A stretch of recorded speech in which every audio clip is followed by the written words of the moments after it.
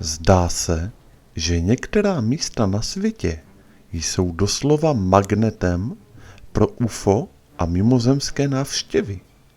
Kromě Nevady a jiných oblastí v USA a Jižní Ameriky však existuje i takové místo ve Skotsku, které je dodnes známé jako Falkirský trojúhelník, přičemž nejaktivnějším místem v oblasti je vesnička Bonnybridge, kde místní už roky zažívají výskyt UFO a jiných podivných jevů. Tato oblast v centrálním Skotsku se rozprostírá mezi městy Bonnybridge, Stirling a Falkirk, i když její hranice bývají často jen přibližné. Tato zóna představuje hlavně pole, farmy a bažiny a na první pohled na ní není nic výjimečného. Samotná vesnice Bonnybridge je přitom označována jako hlavní město UFO na světě.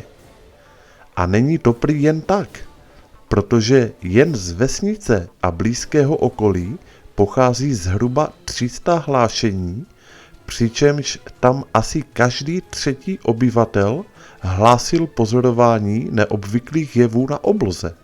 Pozorování jsou dokumentovány již od 80. let minulého století a často zahrnují i důvěryhodná svědectví. Jedním z prvních případů, které přitáhly pozornost širšího okolí, se týkal hasičů, kteří jednoho dne hasili požár. V jednom momentě však do hasičského auta vletěla červená světelná koule, která pak vystřelila vzhůru na oblohu.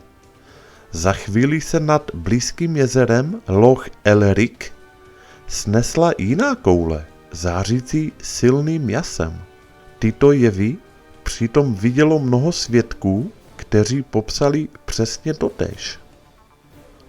Ještě známější případ se udal v roce 1992.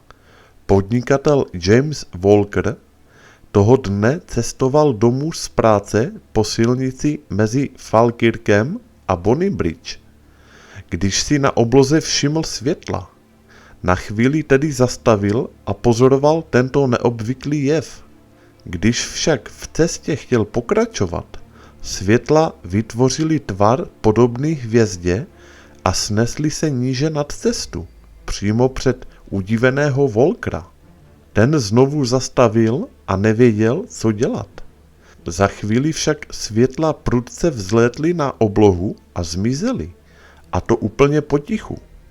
Po tomto incidentu byla oblast doslova zaplavena podobnými pozorováními.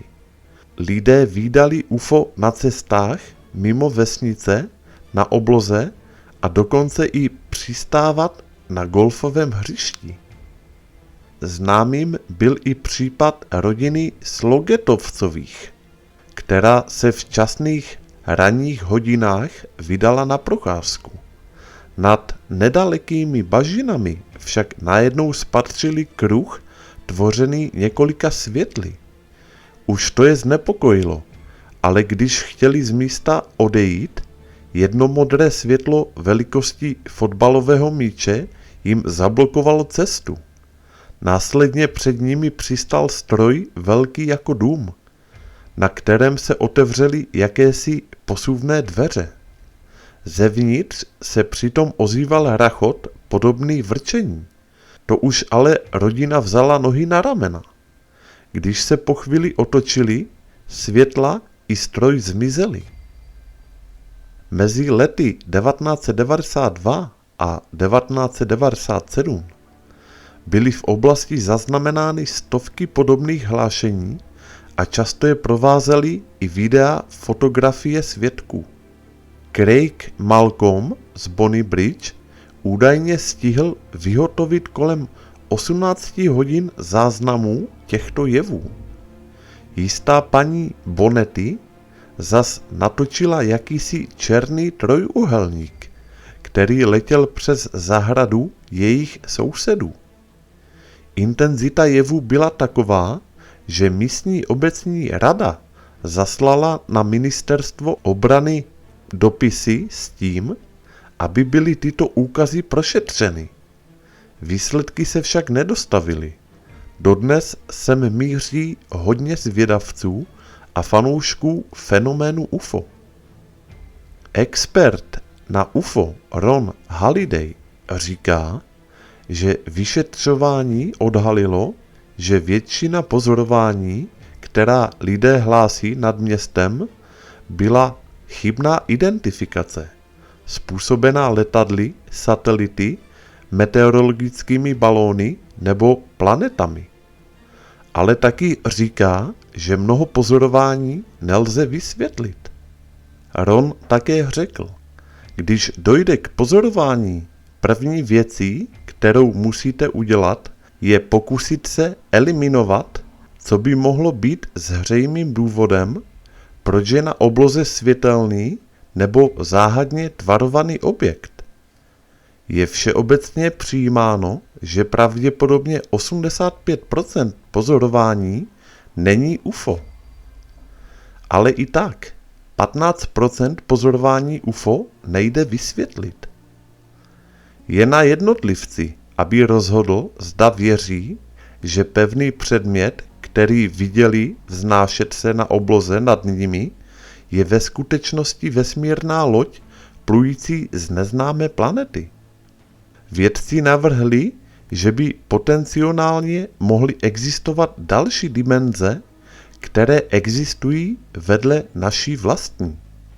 Je tedy možné, že nad Bonny Bridge vidíme průchod do jiného světa a že tato pozorování jsou dimenzionální interakce?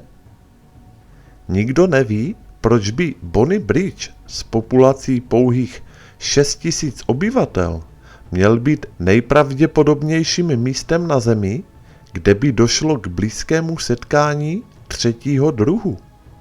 Ať už bude odpověď jakákoliv, experti UFO říkají, že jejich vyšetřování v této oblasti bude nadále pokračovat.